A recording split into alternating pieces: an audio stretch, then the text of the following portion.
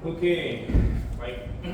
Puji Tuhan, selamat pagi, jemaat yang kasih Tuhan, Bapak Ibu Saudara sekalian semuanya. Dan kita mau kembali dalam acara sekolah minggu dewasa kita. Oke, dan kita sebenarnya hari ini nanti kita siap masuk ke materi baru. Di belakang nanti ada kertas bisa diambil. Tapi sebelum kita masuk ke yang baru, kita mau menyelesaikan yang sisa yang terakhir sekali di Elia, tentang Nabi Elia ya. Jadi kita kemarin ada bilang bahwa poin yang terakhir akan kita bahas di sini. Jadi mari kita buka Alkitab kita di dalam 2 Raja-Raja pasal 2 terlebih dahulu. Jadi ini terakhir tentang Elia, 2 Raja-Raja pasal 2.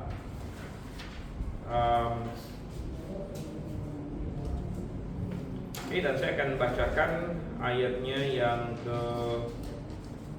8, 2 Raja-Raja 2 ayat 8 sampai dengan ini ya, sampai dengan ayat 15. Oke.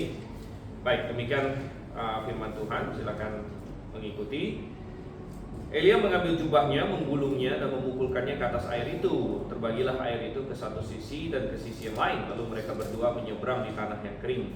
Sesampainya di seberang, Elia berkata kepada Elisa, "Mintalah apa yang dapat kulakukan untukmu sebelum aku diangkat dari hadapanmu." Jawab Elisa, "Kiranya aku mewarisi 2 bagian dari kuasa kenabianmu." Kalau nggak salah di TB1 ini ya, 2 bagian dari rohmu ya. Ini yang literal rohmu di sini ya. Dan ini TB2 dia tafsirkan roh itu maksudnya kuasa kenabian. Kata Elia, "Engkau meminta hal yang sukar.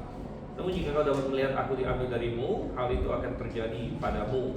Jika tidak, hal itu tidak akan terjadi." Sementara mereka berjalan terus sambil bercakap-cakap, tiba-tiba kereta berapi dengan kuda berapi datang memisahkan keduanya, dan Elia naik ke sorga dalam angin badai. Ketika Elisa melihat itu, ia berteriak, "Bapakku, Bapakku, kereta Israel dan penunggang-penunggang kudanya." Lalu ia tidak melihatnya lagi. Ia pun merenggut pakaiannya dan mengoyaknya menjadi 2 bagian. Sesudah itu ia memungut jubah Elia yang telah terjatuh, lalu kembali dan berdiri di tepi sungai Yordan. Ia mengambil jubah Elia yang telah terjatuh itu, memukulkannya ke atas air sambil berseru, "Di manakah Tuhan Allah Elia?" Ketika dipukulkannya ke atas air, air itu terbagi ke satu sisi dan ke sisi yang lain. Lalu menyeberanglah Elisa. Ketika rombongan nabi dari Yeriko itu melihat dia dari jauh, mereka berkata, "Kuasa Elia telah pindah pada Elisa." Nah, di sini juga TB1 roh ya kan? Ya, roh Elia. Roh ini ditafsirkan kuasa Elia telah pindah pada Elisa. Mereka datang menemui dia lalu sujud kepadanya sampai ke tanah. Oke, kita sampai sini dulu. Kita berdoa sebelum kita mulai lanjut. Bapak Heri ini. Terima kasih Tuhan atas kasih setiamu yang Kau limpahkan kepada kami. Engkau telah pimpin kami dari rumah kami masing-masing di tempat itu berkumpul bersama berbakti padamu mendengarkan firman Tuhan. Kiranya firman yang disampaikan oleh Kepala Stephen dapat masuk dalam hati kami dan mencerahkan pikiran kami, membuat kami lebih dekat kepadamu. Terima kasih Bapa, Engkau hiburkan kami dengan kemurahan-Mu Tuhan. Terima kasih ya Bapa, dalam nama Yesus kami ucap syukur. Amin. Oke, amin. Baik, jadi ini dalam isian kita di bagian yang terakhir sekali, poin nomor 9 ya kan. Pada akhirnya Elia menjadi pribadi yang unik karena tidak mengalami kematian, ya, tidak mengalami kematian, melainkan diangkat Tuhan dengan kereta api. Jadi itu adalah perikop yang tadi kita baca. Waktu itu Elia lagi berjalan dengan Elisa. Nah, sebenarnya kita tidak baca semua pasalnya. Ya, Elia waktu itu kan Tuhan suruh bagi dia untuk mengurapi penerusnya ya, yaitu Elisa di sini. Dan waktu Elia mau diangkat, mereka berdua berjalan. Nah, kita tidak baca seluruh pasal itu, tapi kalau kita baca di awalnya, Elia beberapa kali menawarkan kepada Elisa, "Kamu nggak usah ikut saya, ya, kamu tinggal saja di sini, di Yeriko, kemudian di kota-kota yang lain." Elia menawarkan, tapi Elisa tidak mau. Dia bilang tidak, aku harus ikut dengan kau.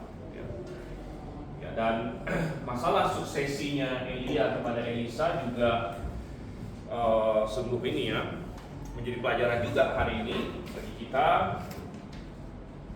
Tidak gampang rupanya untuk mewarisi, boleh dibilang semacam ini ya, bagaimana Tuhan begitu menyertai Elia, lalu Elisa memohon bahwa saya mau punya yang seperti itu juga. Dan rupanya itu bukan hal yang mudah ya. Bukan hal yang mudah ya. Diperlukan suatu kegigihan, maksudnya begini, apakah kamu memiliki apa yang Elia miliki? Itu kan suatu hubungan dengan Tuhan. Dan banyak orang seperti itu ya. Dan terutama ini bagi ini ya, hamba-hamba Tuhan ya, karena sebagian di sini banyak yang menonton nanti maupun yang hadir di sini ini orang-orang yang mau melayani Tuhan juga gitu kan. Bagaimana kita mungkin melihat suatu pelayanan ya, contohnya di Grafe atau di manapun yang lain ya, ada gembala yang sudah berhasil dan sebagainya, dan kita berpikir, oh ya saya ingin disertai Tuhan sebagaimana dia disertai oleh Tuhan ya. Dan ya contoh dari Elia dan Elisa di sini menjadi suatu ilustrasi yang sangat baik bagi kita gitu. Dimana padahal Tuhan sudah bilang loh bahwa Elisa inilah pengganti kamu gitu. Tuhan sudah kasih tahu. Itu pun Elisa dituntut untuk ya, istilahnya benar-benar memahami ya apa yang dimiliki oleh Elia gitu. Memahami hubungan Elia dengan Tuhan dan lain sebagainya, dan ujung-ujungnya kembali kepada apakah Tuhan berkenan kepada Elisa atau tidak ya, karena sampai terakhir Elia tanya sama Elisa, kamu mau minta apa? Lalu tadi jawabannya apa?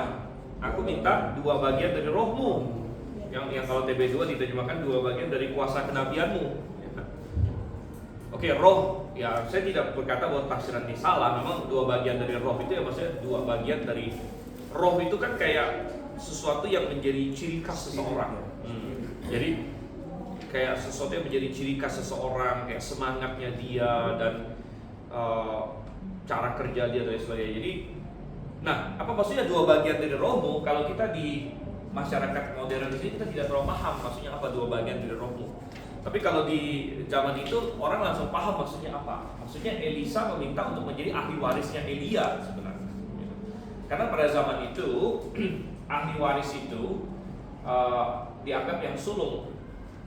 Jadi ada hukum kesulungan pada waktu itu. Ya. Jadi misalnya seorang bapak ya, misalnya katakanlah Abraham atau Yakub misalnya kan, Yakub ini atau Abraham waktu itu ya. Nah Yakub misalnya dia punya 12 anak laki-laki, anak perempuan gak dihitung waktu itu sebagai warisan. Dia punya 12 anak laki-laki dan tapi ada satu yang akan dianggap sulung oleh dia. Nah yang sulung itu yang akan dapat 2 bagian. Itu maksudnya dapat 2 bagian. Nah, jadi awalnya anak sulungnya Yakub kan siapa? Sebenarnya berdasarkan urutan kan Ruben. Ya. Ruben, baru kedua Simeon, Lewi, Yehuda dan seterusnya. Tapi Ruben udah didiskualifikasi sama bapaknya karena terlibat suatu dosa. Ruben ini ya ada affair, ada main dengan Bilha. Jadi akhirnya Ruben didiskualifikasi oleh nah kemudian Simeon, Lewi juga sempat mengecewakan mengecewakan Yakub karena berdua inilah yang membantai kota Sikem dan sebagainya. Nah ujung-ujungnya akhirnya Yakub tentukan ya udahlah Yusuf. Jadi yang ditentukan sebagai yang sulung adalah Yusuf. Dan sebagai buktinya Yakub bilang nanti kalau saat bagi harta ya, Yusuf itu jangan dibagi Yusuf tapi dibagi 2 anaknya. Jadi 2 anak Yusuf waktu itu adalah Manasye ya, kemudian Efraim. Ini akan, kata Yakub bilang, ini mereka akan dihitung bersama dengan saudara-saudara Yusuf. Jadi maksudnya Yusuf itu dapat 2 bagian gitu, bagian Manasye dan bagian Efraim. Nah, jadi wilayahnya harus dibagi seperti itu. Gitu ya. Nah, cuma dalam prakteknya, jadi mestinya dibagi 13 jadinya. Dibagi 13, ya, 2 untuk Yusuf, 11 untuk semua yang lain. Tapi dalam prakteknya tetap dibagi 12 karena ada satu yang nggak berbagi, yaitu suku Lewi nanti. Ya, suku Lewi kan akhirnya nggak dapat gitu. Jadi karena suku Lewi nggak dapat, balik lagi ke 11 ini dipecah 2 jadi 12 lagi. Gitu. Jadi ujung-ujungnya tetap dibagi 12, ya, bagi 12 tapi 2 porsi untuk Yusuf. Jadi itu maksudnya mendapat 2 bagian. Jadi dianggap, oh sayalah ahli warisnya. Sayalah ahli warisnya. Dan kalau kita lihat di zaman Elia dan Elisa sudah mulai ada yang namanya rombongan nabi. Ya, kalau kita baca tadi kan muncul juga di teks kita di situ. Di 2 Raja-Raja 2 ayat 15 ada rombongan nabi dari Yeriko. Nah, sebenarnya dalam bahasa aslinya kalau ETW 1 terjemahan apa? Sama ya, rombongan nabi ya. Dalam bahasa aslinya sebenarnya adalah anak-anak nabi sebenarnya, ya. Sons of prophets. Jadi anak-anak nabi ya. Tentu anak-anak nabi sini bukan maksudnya mereka semua anaknya, anak biologisnya Elia atau apa, bukan ya, maksudnya. Tapi ya memang padanannya hari ini nih kayak masih sosiologi sebenarnya, gitu. Murid sebenarnya, ya, murid-murid. Jadi murid-muridnya Elia atau mungkin nabi yang lain lagi. Gitu. Nah, sebenarnya Elisa juga masuk ke dalam hitungan itu. Ya, cuman akhirnya siapa gitu kan? Siapa kalau Elia sudah tidak ada? Siapa yang akan menjadi ahli waris Elia yang menjadi pemimpin lah? Gitu. Tapi kan suruh mengurapi di situ nggak tercantum Elia mengurapi ya? Ya, tidak tertulis. Tidak tertulis. Terlaksana. Ya, saya yakin terlaksana sih. Gitu. Karena Tuhan suruh kan? Tuhan suruh ya. Jadi ya tidak ini. Dan tapi menarik sekali, ini kan nggak ada 3 yang Tuhan suruh urapi. Benar nggak? Ingat nggak? Ada 3 orang yang Tuhan suruh urapi. Balik lagi ke Raja itu. ya, ada 3 yang Tuhan suruh urapi. Pertama Hazael, Terus kedua Yehu, dan Elisa. Nah, Elia disuruh Tuhan mengurapi 3 ini. Hazael untuk menggantikan Ben-Hadad, Yehu untuk menggantikan Ahab, dinasti Ahab, dan Elisa. Nah, berarti Yehu terpilih dong, pilihan Tuhan. Yehu, Iya. ya sebenarnya, benar. Kan Tuhan yang pilih. Ya benar. Nah, sama seperti Saul kan Tuhan yang pilih. Nah, hanya bahwa seorang dipilih Tuhan tidak berarti dia lalu tidak ada tanggung jawab. Gitu. Ya, sama nanti kita ada Yehu juga. Tuhan pilih Yehu, tapi dia tidak mempergunakan itu, sama seperti Tuhan pilih Yerobeam kan. Nah, nanti Yerobeam jadi kacau. Nah, satu-satunya yang akhirnya ikut yang di masa hidupnya Elia cuma Elisa doang sebenarnya. Itu pun seperti dikatakan tidak tercatat yang benar-benar mengurapi, tidak tercatat gitu. Waktu itu cuma dilempar jubah doang. Elia lewat, Elisa lagi pajak gitu kan. Elia lewat dilempar jubahnya. Apa itu sudah hitung pengurapan gitu kan? Waduh, dapat jubahnya Elia nih. Gitu. Tapi baju Elisa disobek jadi 2 ya. Yang berubah jadi 2 bajunya Elisa apa dia? Yang pas kapan? Yang dia merobek jadi 2 bagian. Oh, ini. Nah, itu. Yang di dua raja-raja 2 di sini. Iya. Yang punya dia sendiri. Kenapa? Sedih. Jadi kayak Elia dinaikkan kayak hilang gitu.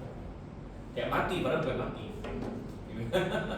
Jadi orang Israel waktu itu kalau sedang bersedih itu Merobek. dia robek jubahnya, dia robek pakaiannya. Kalau sekarang ada. Zaman sekarang jangan.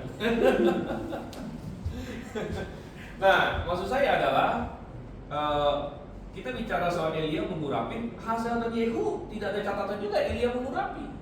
Iya. Bahkan sebenarnya pengumuman bahwa Hazael dan Yehu akan naik itu bukan dilakukan oleh Elia, tapi oleh Elisa bahkan. Dalam kisahnya nanti. Ya, itu zamannya Elisa baru Hazael dan Yehu muncul. Nah, jadi boleh dianggap Elia melakukannya lewat Elisa sebenarnya. Jadi pengurapan yang Tuhan maksud kepada Elia ini tidak harus langsung. Ya, Oke, dan baik lagi di sini. Dan akhirnya Elia diangkat naik, dan diangkat naiknya ini dengan kuda berapi. Ini luar biasa ya. Ada kereta berapi dengan kuda berapi datang memisahkan kedua. Nah, ini memberitahu kita bahwa ada dunia yang kita tidak lihat sekeliling kita. Nah, ada dunia rohani yang kita tidak lihat. Nah, kita tidak disuruh untuk lalu jadi gila tentang dunia itu juga. Memang ada alasannya, tidak terlihat ya. Berarti Tuhan memang tidak mau kita melihatnya dengan mata kita. Ya, tapi maksudnya kita tahu bahwa ada realita rohani. Ada Tuhan, ada malaikat-malaikat, ada iblis, ada malaikat-malaikatnya Dia. Ya. Dan kita tahu akan hal tersebut. Ya. Oke. Dan bahwa Elia tidak mengalami kematian ini mirip dengan satu orang tokoh lain lagi di dalam Alkitab, yaitu siapa? Henokh. Jadi hanya dua orang ini yang tercatat dalam Alkitab sejauh ini yang tidak mengalami kematian. Ya, dan kisahnya Henokh ini juga sangat menarik karena Henokh ini nama dia muncul di Kejadian pasal 5. Kejadian pasal 5 itu sering dijuluki pasal kuburan dalam Alkitab. Karena memang intinya penekanannya adalah manusia ini hidup sekian tahun melahirkan siapa, masih hidup sekian lama, habis itu mati. Dan Kejadian pasal 5 itu merupakan jawaban terhadap Kejadian pasal 3 sebenarnya. Dimana ingat Kejadian pasal 3, pasal 3 di situ adalah manusia mau percaya Tuhan atau iblis.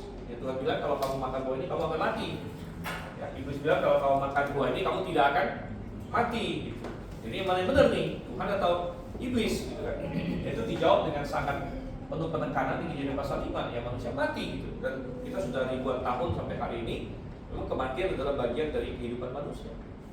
Ya, itu tidak terelakkan. Gitu. Dan nah, tetapi yang menarik adalah di Kejadian pasal 5 di dalam daftar ya orang-orang yang mati ya, mulai dari Adam, Set, ya, siapa anaknya Set itu si Enos, ya, mati dan terus ada satu yang enggak gitu. Jadi si Henokh ini, gitu kan? Jadi di tengah-tengah pasal kuburan kok Tuhan kayak sengaja mau kasih satu highlight ya, satu penekanan. Ya. Walaupun memang manusia harus mati karena jatuh dalam dosa, ya, tapi ada ininya, ada sesuatu yang lain di sini, ada sesuatu yang lain. Dan Henokh penekanannya adalah dia hidup bergaul dengan Allah. Ternyata di tengah-tengah kematian di sini ada suatu pengharapan, ada kemenangan dari kematian, ada suatu yang tidak perlu mati di sini. Ya. Jadi Henokh di sini, tapi memang hanya satu aja. Nah, baru ribuan tahun kemudian dari Henokh ke Elia itu jaraknya jauh ya. Henokh itu kan sebelum air bah bahkan. Henokh sebelum air bah, dan Elia ini kan sekitar 800 sebelum Masehi.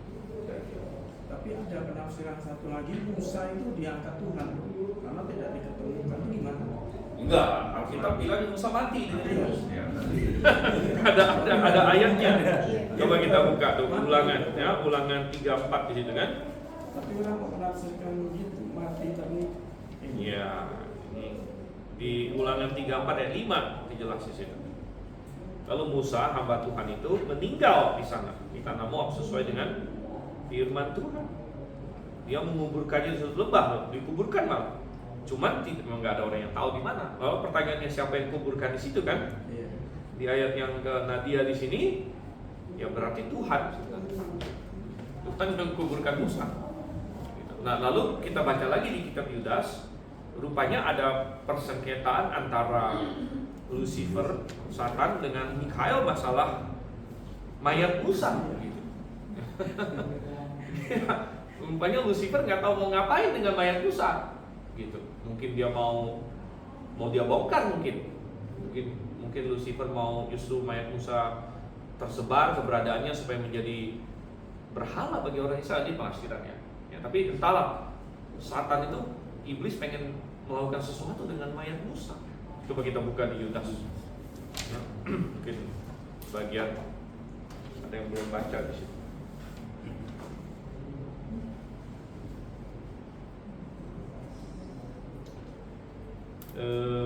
Yudas ayat 9, ya, cuma satu pasal.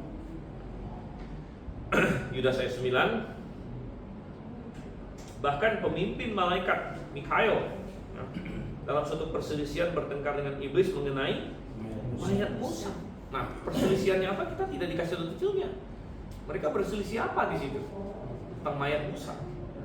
Sekali lagi ada satu penafsiran bahwa iblis mau mayat Musa justru terekspos, nah, supaya itu menjadi berhala bagi orang Israel. Karena ada banyak hal yang jadi berhala. Orang Musa bikin ular tembaga aja jadi berhala. Nah, itu akhirnya mereka kasih nama Nehustan. Nah, ingat dalam bahasa Ibrani nahas itu artinya ular. Ya. Nahas itu ular, jadi Nehustan, mereka kasih nama Nehustan di sini. Jadi rupanya sampai ke zamannya, nanti kita lihat deh, sampai ke zamannya kalau saya nggak salah Yosia atau apa gitu ya, itu menjadi berhala gitu. Oh, lama banget disimpannya gitu, dari Musa loh. Musa 1400 tahun sebelum Masehi, kalau sampai sekitar tahun 700 sampai 600, ya berarti disimpan orang Israel 700 sampai 800 tahun.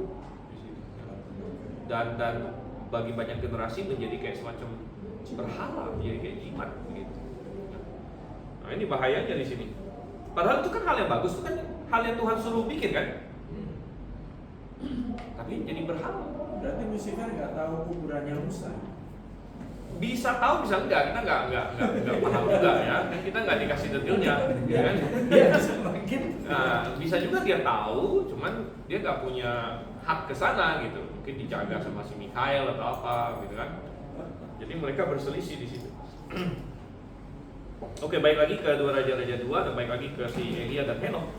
Jadi akhirnya dari Henok lari ke Elia. Elia juga tidak mati. Jadi hanya 2 orang. Hanya 2 orang dalam PL yang tidak mengalami kematian dalam sejarah ribuan tahun, 4.000 tahun lebih. Manusia hanya 2 orang yang catat tidak mengalami kematian. Tetapi ini memberikan suatu pengharapan bagi kita. Nah, lalu bagaimana ini kaitannya dengan Ibrani 9 ayat 27? Coba kita lihat di sini ya. Kita lihat Ibrani 9 ayat 27. Ini yang kadang-kadang ditanya oleh orang, bagaimana Elia dan Henok kaitannya dengan ini? Sama seperti manusia ditetapkan untuk mati hanya 1 kali saja, dan sesudah itu dihakimi katanya. Hanya manusia ditetapkan untuk mati 1 kali, sedangkan Henok dan Elia kan belum mati gitu. Nah, sehingga ada penafsiran. Ada orang menafsirkan karena Henok dan Elia belum mati, maka mereka harus balik lagi untuk mati. Reinkarnasi. Bukan reinkarnasi, ya nggak harus reinkarnasi gitu. Harus balik lagi. Balik lagi ya, bisa juga baliknya udah langsung dewasa gitu. Jadi kayak balik, gitu kan? Juga harus balik lagi katanya, harus balik lagi untuk mati. Jadi kadang-kadang ada orang yang menafsirkan ini masuk kepada apa? Tribulation, 2 saksi itu. Ini nggak di Wahyu kan ada 2 saksi itu. 2 saksi di Wahyu pasal 11 yang menjaga bayi suci selama 3,5 tahun. Jadi ada orang yang menafsirkan itu adalah Henok dan Elia. Ya, namanya penafsiran sih boleh-boleh saja ya. Tapi kalau saya sendiri, saya tidak percaya ini ya. Saya tidak percaya bahwa 2 saksinya adalah Henok dan Elia.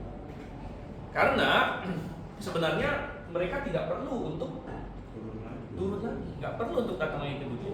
Dan tidak ada pertentangan dengan Ibrani 9 ayat 27, karena Ibrani 9 ayat 27 bicara soal aturan umum, bukan berarti tidak ada pengecualian. Karena kita sudah tahu dari bagian Alkitab lain, pasti ada pengecualian. Ya. Karena ini kan ada 2 orang dalam perjanjian lama yang tidak mengalami kematian. Bagaimana dengan di perjanjian baru? Ada berapa orang dalam perjanjian baru yang tidak mengalami kematian? Ada berapa orang yang tidak mengalami kematian? Yesus mengalami kematian loh, cuma dibangkitkan kan? Tapi ada orang yang tidak mengalami kematian. tapi jumlahnya kita nggak tahu, yaitu orang-orang yang akan di rapture, orang-orang yang akan diangkat Tuhan bersama dia ke angkasa, gitu ya.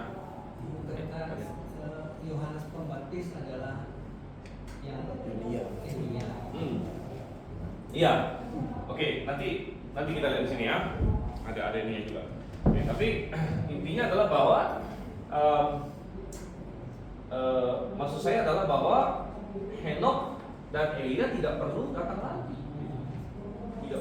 lagi, untuk menggenapi apa Ibrani 9 ayat 27 ini kaitannya dengan, maksudnya mereka tidak ada suatu kepentingan bahwa dia belum mati jadi harus mati lagi gitu. Bukan itu kepentingannya. Gitu kan? Bukan itu kepentingannya, karena memang ada orang-orang yang akan tidak mati, sudah jelas. Coba kita buka di 1 Korintus 1 Korintus pasal 15 ya. 1 Korintus 15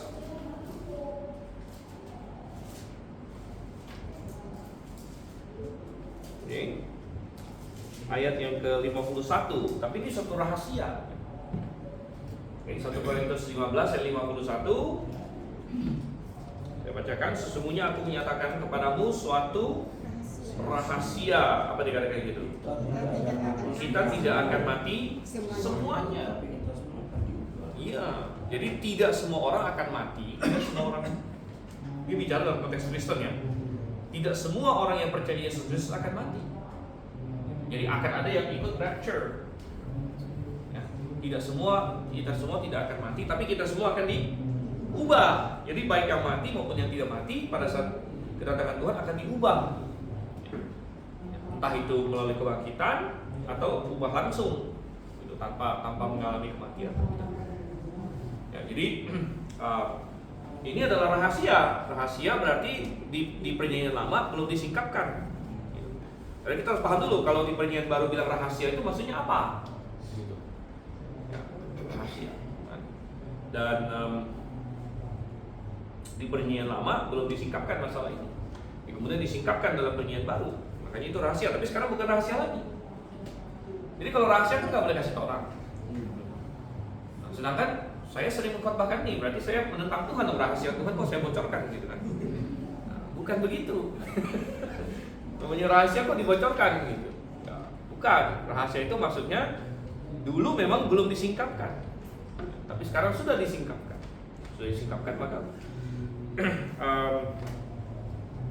Maka memang harus kita beritakan, kan? Oke, nah berkaitan dengan pertanyaan Pak Dedis tadi, coba kita lihat isian terakhir kita di poin nomor 9 di sini ya. Nabi besar berikutnya pun dinubuatkan akan datang dalam kuasa dan roh Elia. Ya, jadi Elia akhirnya menjadi seorang nabi yang sangat-sangat hebat. Ya. Elia menjadi seorang nabi yang sangat-sangat hebat. Ingat bahwa dia muncul di dalam masa di mana Israel sudah sangat sesat, ya. Dan dia muncul dalam masa Israel sangat sesat, dan artinya trayektori Israel itu sudah menuju kehancuran. Di mana orang yang percaya kepada Tuhan semakin menuju hampir-hampir sudah tidak ada lagi. Sekarang juga lebih. Benar. Sampai-sampai Elia sendiri berpikir tinggal dia sendiri gitu. Ya, tinggal dia sendiri, ya kan? Dan di tengah situasi yang begitu parah ini, Tuhan membangkitkan seorang Elia. Dan ternyata pelayanan Elia, walaupun Elia sendiri sempat anggap gagal, sebenarnya tidak gagal. Gitu. Dan pelayanan Elia berhasil untuk mempertahankan adanya suatu remnant, suatu sisa, ya kan? Sampai itu Tuhan bilang masih ada apa? 7.000 orang yang tersisa. Nah, karena adanya 7.000 orang ini pasti ada hubungannya dengan pelayanan Elia juga. Artinya kalau bukan karena Elia begitu kuat, begitu lantang, begitu berani, begitu setia, ya mungkin 7.000 orang itu juga tidak akan eksis gitu. atau jauh lebih kecil jumlahnya. Ya. Artinya pelayanan Elia ini penting untuk adanya sisa-sisa orang percaya ini. Nah, dengan demikian Elia menjadi tokoh yang sangat penting sekali untuk membalikkan ya umat Tuhan kepada Tuhan. Membalikkan umat Tuhan kepada Tuhan. Jadi akhirnya Elia menjadi tokoh yang seperti itu. Nah, sehingga Tuhan bernubuat ya, bahwa dia akan kirim Elia lagi. Dia akan kirim Elia lagi, dan ini ada nubuatnya di dalam Maliaki di sini.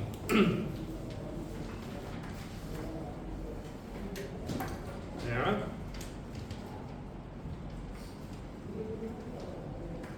Oke. Maliaki pasal 4 ayat 5 dan 6. Dan ingat, Maliaki adalah kitab terakhir Perjanjian Lama. Jadi ini ditulis sesaat sebelum kanon selesai. Dan Maliaki ditulis setelah pembuangan ke Babel. Israel sudah dibuang ke Babel, sudah balik lagi. Dan sebelum kanon selesai ditulis, pas sebelum kanon ditutup, ini bersama dengan penutupan kanon, Tuhan berjanji. Artinya kanon PL mau ditutup nih, kanon PL. Tapi Tuhan berjanji dia akan kirim nabi selanjutnya. Ya, dia kirim nabi selanjutnya. Oke, sehingga di ayat 5, sungguhnya aku akan mengutus Nabi Elia kepadamu. Ya, menjelang datangnya hari Tuhan yang besar dan dahsyat itu. Ia akan membuat hati bapak-bapak berbalik kepada anak-anaknya, dan hati anak-anak kepada bapak-bapaknya, supaya jangan aku datang menghancur-leburkan bumi. Jadi kembali, kenapa disebut Elia di sini? Karena pelayanan dia khas untuk membalikkan umat Tuhan kepada Tuhan, membalikkan umat Tuhan kepada Tuhan, kan? Membuat hati bapak-bapak berbalik pada anak-anak, hati anak-anak berbalik pada bapak-bapak, ya. Jadi mereka berbalik kepada Tuhan gitu. Nah, lalu bagaimana penggenapannya ini? Ya. Nah, ada berbagai penafsiran tentang hal ini. Ya. Lalu coba kita lihat di dalam ini ya.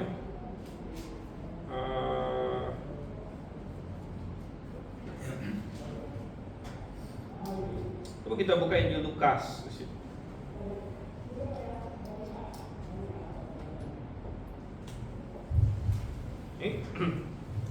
Dan ketika Yohanes Pembaptis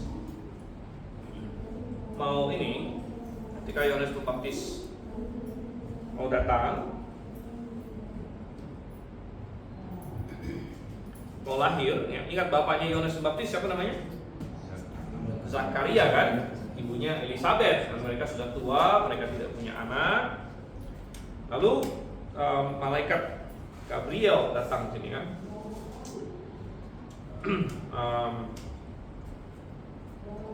Ya, malaikat Gabriel datang, lalu bilang sama Zakaria bahwa dia akan punya anak. Perhatikan di ayat yang ke-15 dan 16 dan 17. Sebab ia akan besar di hadapan Tuhan, ia tidak akan minum anggur atau minuman keras. Ia akan penuh dengan Roh Kudus sejak dari rahim ibunya, dan akan membuat banyak orang Israel berbalik kepada Tuhan Allah mereka. Nah, membuat banyak orang Israel berbalik kepada Tuhan Allah mereka ini kan ciri khas Elia. Ciri khas Elia. Ya. Jadi, dan itu dikonfirmasi di ayat 17. Ia akan berjalan mendahului Tuhan dalam apa? Roh dan kuasa Elia, untuk membuat hati para bapak berbalik pada anak-anaknya, dan hati orang-orang durhaka kepada pikiran orang benar. Dan perhatikan kata-kata membuat hati para bapak berbalik pada anak-anaknya ini kan mengingatkan kita akan tadi kita baca di Maliaki pasal 4 itu, membuat itu, ya. Nah, jadi Yohanes Pembaptis yang menggenapi nubuat tersebut, ya. Berarti ya Pembaptis itu dia menerima kuasa dari Elia itu ya, berarti ya, bukan dia penjelmaan Elia dong, berarti. Ya, jadi kalau saya memahaminya bukan reinkarnasi. Iya, bukan. Ya, bukan reinkarnasi, bukan jiwanya Elia itu lahir lagi. Itu saya memahaminya seperti itu ya. Karena ya menyangkut pertanyaannya Pak Ronald yang di awal ini, Elia itu dibawa naik kemana? Gitu kan? Kalau tadi kita baca 2 Raja-Raja pasal 2 itu kan Elia dibawa naik, coba kita lihat di sini. Balik lagi 2 Raja-Raja ya. Jadi kita kaitkan semuanya di sini. Jangan-jangan ya Yosafat kita nggak punya waktu lagi. Tapi nggak apa-apa, nanti disimpan ini ya. 2 Raja-Raja pasal 2. Waktu si Elia diangkat naik ya,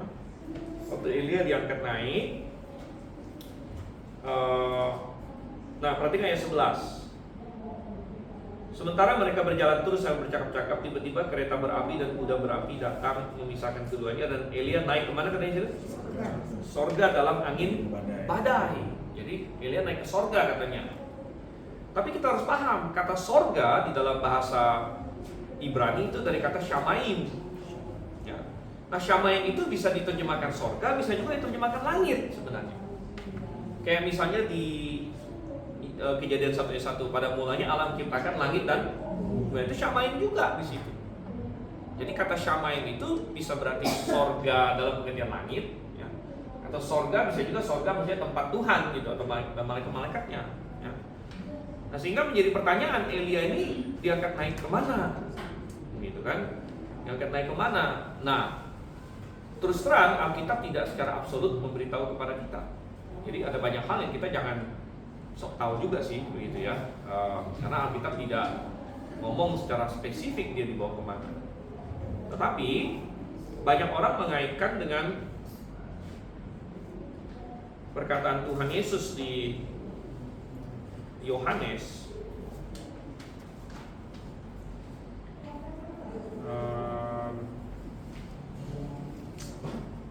waduh, ini mesti saya cari lagi dulu ya. Di Yohanes, di mana Tuhan berkata, Yesus berkata, tidak ada yang pernah naik ke sorga selain Dia yang turun dari sorga, yaitu maksudnya dirinya sendiri ya. Itu di Yohanes, sebentar itu ya. Handphone saya dipakai lagi, nggak bisa search. Ada yang ingat? Hah? Bukan 1:18. Bukan. 1:18 kan ini. Tidak semua pernah melihat Allah. Enggak, ada perkataan Tuhan Yesus kalau nggak salah di ayat 5, 6 atau 7 atau kira-kira seperti itu. Di mana Tuhan berkata, tidak ada seorang pun yang pernah naik ke sorga selain Dia yang turun dari sorga, yang telah turun dari sorga. Oh 3 ya. Oke, Pak.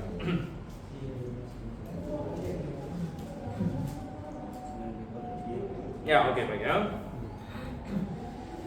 Ya, jadi perhatikan di Yohanes 3:13 di sini. Ini saya cari ya. Tidak ada seorang pun yang telah naik ke sorga selain Dia yang telah turun dari sorga, yaitu anak manusia. Anak manusia kan itu maksudnya Yesus sendiri. Nah, sehingga kadang-kadang orang bertanya, tidak ada seorang pun pada naik ke sorga selain Yesus. Orang di sini kan maksudnya manusia ya. Bagaimana dengan Elia? Elia kan ini. Elia kan katanya naik ke sorga begitu. Lalu bagaimana hubungannya dengan pernyataan Tuhan Yesus? Tidak ada seorang pun yang pernah naik ke sorga selain Dia telah turun dari sorga. Itu anak manusia. Dan ya kita bisa memahaminya bahwa saya untuk saat ini ya, sekali lagi saya tidak bisa berkata ini absolut karena Alkitab tidak kasih tahu detil-detilnya. Tapi saya memahaminya adalah bahwa Elia diangkat ke sorga itu masih diangkat ke langit begitu. Enggak benar-benar sampai ke sorga yang itu. Kenapa belum sampai ke sorga yang itu? Karena Tuhan Yesus belum mati dan bangkit begitu. Karena Tuhan Yesus harus menjadi buah sulung ya. Nah, Tuhan Yesus harus menjadi buah sulung, jadi Tuhan Yesus harus turun dulu, mati di kayu salib, bangkit kembali, kemudian kembali ke sorga. Nah, barulah jalan ke sorga itu terbuka istilahnya. Nah, sementara untuk orang-orang di Perjanjian Lama yang mati itu kan dia nggak, jiwanya nggak ke sorga, tapi ke yang kita bilang Seol, bagian yang baik itu, begitu. Ya. Nah, Elia bisa jadi ke sana, walaupun untuk sementara dari penglihatan Elisa diangkat ke langit dulu gitu. Tapi kan habis itu hilang dia kan, hilang kemana kan kita nggak tahu. Lalu mungkin dibawa Tuhan ke Seol itu mungkin, tapi tanpa mengalami kematian. Nah, biasanya orang ke Seol itu kan mengalami kematian dulu, gitu. Mati, langsung dirubah. ya, pokoknya langsung dibawa ke sana lah, gitu kan? Susah. Karena, nah ini yang satu hal yang menarik lagi, waktu Tuhan Yesus di atas gunung transfigurasi itu muncul dan berbicara kepada dia dua tokoh, yaitu Musa dan Elia. Begitu. Nah, ini jadi lebih kompleks lagi di situ, gitu kan? Ada Musa dan Elia di situ, begitu. Berbicara dengan Tuhan Yesus sesaat atau katakanlah beberapa minggu sebelum dia disalibkan. Nah, itu kan berarti jiwa atau rohnya Musa dan Elia untuk sementara Tuhan bawa untuk lihat. Ya. Dan dengan demikian Tuhan mengizinkan Musa menginjak tanah perjanjian, tapi dia udah mati. Nah, karena di atas gunung transfigurasi itu kan ada Musa dan Elia di situ. Dan Musa berarti nyampe juga ke tanah perjanjian, tapi sudah mati dia. Gitu ya. Dan nah, balik lagi ya. Jadi saya memahaminya bahwa Yohanes Pembaptis adalah seseorang yang datang dengan kuasanya Elia, begitu. Ya. Tapi dia bukan reinkarnasi gitu. Jadi bukan jiwanya Elia dimasukkan ke dalam tubuh yang baru, gitu kan? Lalu lahir gitu. Saya tidak memahaminya seperti itu, gitu ya. Tapi karakternya Elia, bajunya, makannya, Ya kalau baju kan gampang ya, ini ya. Tapi kan nggak ada Ya. perjanjian baru, nggak ada yang seperti itu ya. Benar. Tapi jadi dia datang dalam kuasa dan roh Elia. Memang dia mirip Elia. Gitu. Mungkin dipengaruhi seperti itu. Jadi seperti begini, yang seperti kita sempat bilang, contoh negatifnya Isabel, misalnya kan. Jadi akhirnya Isabel menjadi semacam apa ya, contoh dan pengaruh bagi siapapun yang mirip dengan dia bisa disebut, so kamu ini Isabel, gitu. Nah, kamu ini Isabel, gitu kan? Atau misalnya gini, kalau hari ini misalnya siapapun di antara kalian punya saudara dekat, tiba-tiba dengan sangat keji mengkhianati, menusuk kalian dari belakang, kalian bisa bilang kamu ini siapa? Mencerminkan karakter. Ya, mencerminkan karakter siapa? Ya mungkin kita bilang kamu ini Judas. Kamu ini Yudas, gitu kan? Nah, maksudnya apa? Bukan Yudas reinkarnasi ke dia, gitu. Tapi maksudnya kamu ini memiliki sifat dan karakter Yudas, gitu. Kamu ini Yudas, gitu. Jadi Yudas akhirnya menjadi suatu ya archetype, gitu kan. Nah, bagi seseorang yang seperti itu, gitu. Ya. Nah, maka Elia juga menjadi